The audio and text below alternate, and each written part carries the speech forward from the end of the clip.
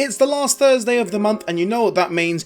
It is Inside Infinite, baby, and 343 have given us a lot of juicy details this time around, including some information on graphics settings, a UI screenshot, maybe even 2 or 3 if you're lucky, a couple of in-game screenshots, and a lot more information about resolutions and how the game will perform on PC. So while we just sat here like donuts, let's get into this, shall we?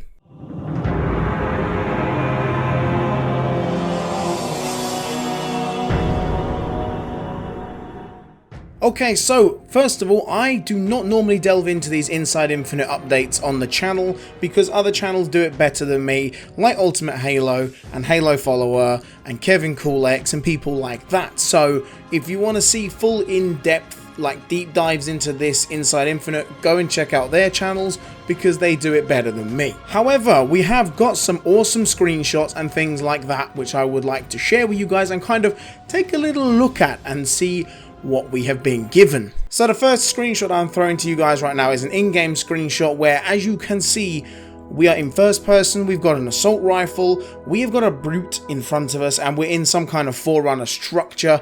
And if you do notice at the back, there is a hologram of a Guardian. Now, this is one thing that a lot of people have been talking about since Halo 5. We've not heard anything about the Guardians and Cortana, and well, now we can kind of see one. And it looks to be more like the Halo 3 design more than the Halo 4 and 5 design, which is really cool. So I think that looks absolutely gorgeous, and the lighting, the textures, everything just looks nice and clean and shiny and gritty at the same time. It's kind of confusing to compare. But of course we have got a brute in front of us, and if you all remember from last year's reveal, we all took the piss out of Craig. We love Craig, but here we see that this brute has got a bit of a tufty beard going on. He's growing a better beard than me, and they are looking wicked now. So the brutes have had a massive overhaul. The assault rifle as well, the visor itself, like the screen, has had an overhaul. It looks really cool.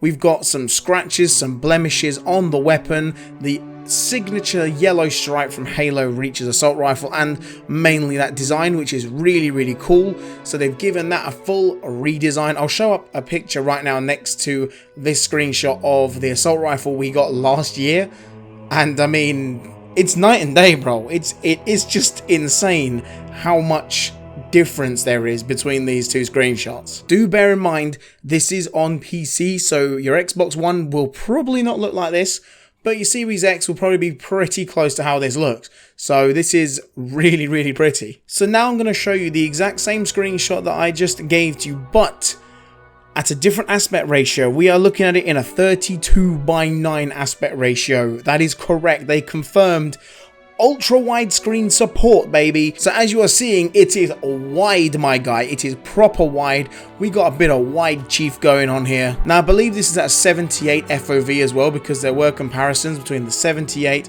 and the 120, and this in itself just looks incredible. If you have an ultra wide display, you're gonna love this. So first of all, we're seeing a lot more of the forerunner structure. Everything's looking very pretty, everything's looking colorful, as we said earlier. On the left hand side, we have got a banished jackal or skirmisher looking absolutely incredible. It's very classic Halo design, and I love that. The colors are popping on that jackal. You really showcases the armor it's wearing.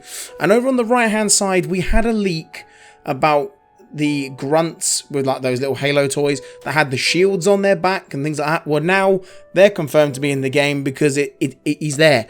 He's on the right hand side. He's carrying a board or something on his back, a shield of some kind, and that is just really cool in itself. So we've got a look at these two enemy types. They're both looking awesome. We've got the ultra wide display, and as well as that, I was just in a Discord with Custom Chief and a few other people as well, and we noticed that the sidekick appears to have changed design, and it has been confirmed that that is the sidekick. It's not a different variant of it. It is the sidekick, and they have given it a redesign. We don't know what it looks like yet exactly, but looking at the heads-up display, it's looking a bit more Halo-esque than Call of Duty, so that's really good. So they've definitely listened in that sense. So that's some awesome stuff as well. The next screenshot looks to be just the environment that we was previously looking at in a first-person perspective, but kind of set back behind, or maybe from the other side of the room. So we're seeing a few grunts, we're seeing a few jackals and things like that dotted about. We're looking at this ambient lighting, we've got some smog, we've got some awesome structures. Oh mate, I just don't know how to explain it. It looks so good.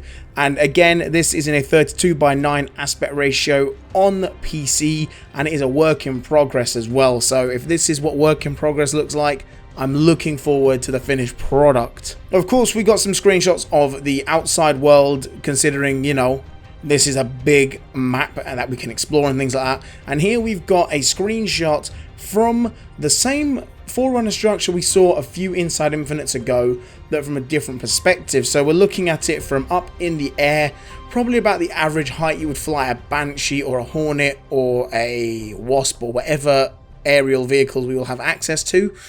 And as you can see, it's looking very nice. But we are looking as well at the left hand side with the little pillars. They are looking a lot more defined, there's more detail, it's not just a big splodge, and even in the far distance, the draw distance is looking incredible, and we're getting a lot more definition on the trees, on the broken parts of the halo ring, and the rocks are just looking awesome. We've got some awesome lighting going on here. They're just really showing off what the PCs are capable of today. But this screenshot is in a 21:9 aspect ratio, which then confirms that we are getting 16:9, 21:9, and 32:9, or 31:9, whatever it is. So we're getting all of these different support capabilities for different displays. Also, we've got screenshots of the UI, which looks really clean. We've got some screenshots showing a lot of the graphics details and qualities that you can change. It shows off the amount of options that you can change graphically, and we also have a look at the key bindings for PC, and there is triple key binding in this, which is really good for PC players. So this is all fantastic stuff. Personally, I'm not a PC player, so doesn't really make a massive difference to me, but to you guys out there that play on PC, this is going to make your life so much easier. But from me, that pretty much wraps up everything in this Inside Infinite that I wanted to share with you guys. Like I said, if you want a much more in-depth look at it and to see the full interview with people, then definitely go ahead and check out some of the other channels that I recommended earlier, such as Kevin Cool X, Ultimate Halo, Halo Follower, Hidden Xperia, blah blah, and they will give you an in-depth review. But as I said, that is it from me. Thank you very much for tuning in and checking out this video. If you did enjoy, make sure you leave a like down below and subscribe if you're new to the channel. We're on the road to 2K, baby. We're aiming to have 2K before Infinite launches, so it would mean the world if you would stick around and click subscribe. It's free of charge here, baby. You know you want to. And of course, leave a comment down below if you checked out Inside Infinite. What stood out for you? What was the most exciting thing that you saw in this edition of Inside Infinite? Do you agree with my thoughts on it? Let me know down below. But that's going to be it from me. Thank you very much for tuning in. It has been a pleasure entertaining you. It has been an emotional one once again. But until the next live stream or the next upload, stay safe, look after yourselves, and I'll catch you all in the next one.